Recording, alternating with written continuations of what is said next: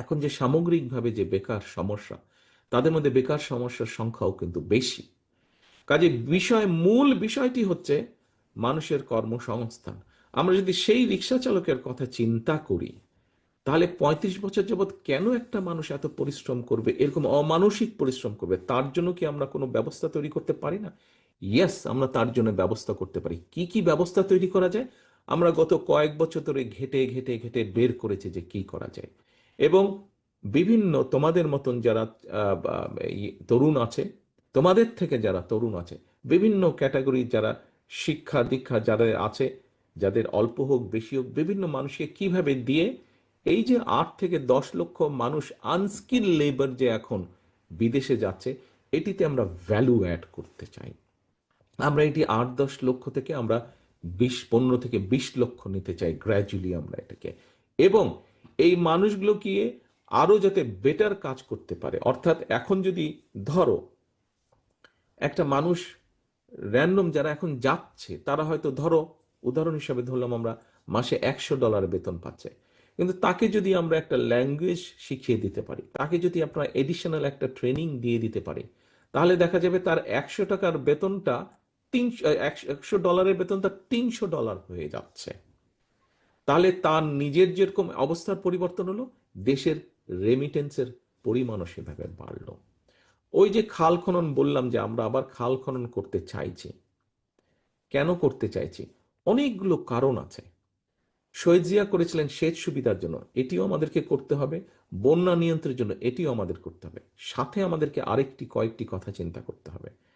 যেমন ধরো, নিশ্চয়ই তোমরা পত্রপত্রিকায় পড়েছ যে মাটির নিচে যে পানি আছে, এই পানি টানতে টানতে ২০ কোটি লোক প্রতিদিন পানি ব্যবহার করে, টানতে টানতে পানি নিচে নেমে যাচ্ছে, আন্ডারগ্রাউন্ড ওয়াটার লেভেল নিচে নেমে যাচ্ছে।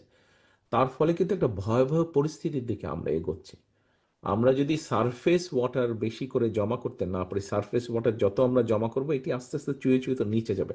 তখন নিচের ওয়াটারটা আবার রিচার্জ হবে, তখন জিনিসটা আস্তে আস্তে আস্তে আস্তে সময় লাগবে, অনেক ধীরে ধীরে জিনিসটা আবার আগের জায়গায় ফিরে আসবে। তো আমরা এইরকম পরিবেশের আরো কতগুলো কাজ করতে চাইছি। আমরা দেখেছি ঢাকা শহর পৃথিবীতে এই পরিবেশের ক্ষেত্রে, বায়ু দূষণের ক্ষেত্রে পরপর কয়েক বছর ধরে ফার্স্ট হচ্ছে।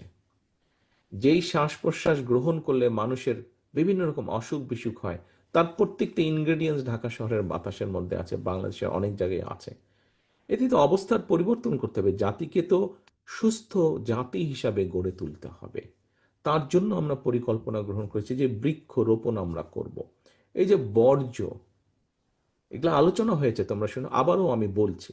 কেন বলছি সেই কথাটিতেও আমি আসবো তোমাদের সামনে।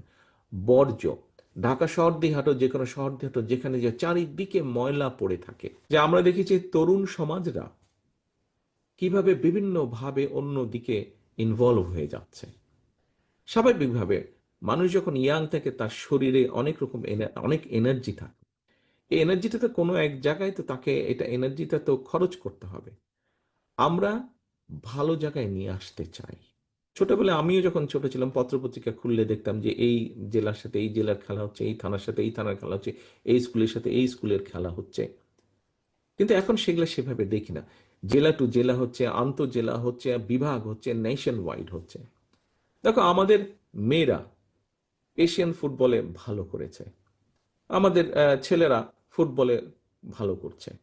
তা আমরা যদি এইভাবে আমাদের দেশের তরুণদের মধ্যে থেকে, ছেলেদের মধ্যে থেকে, মেয়েদের মধ্যে থেকে বিভিন্ন স্পোর্টসের, আমরা যেটা বলেছি, আমরা নতুন কুড়ির সাথে তোমরা সবাই পরিচিত, নতুন কুড়ি একটা শব্দ অনুষ্ঠান শহীদ জিয়ার সময় শুরু হয়েছিল।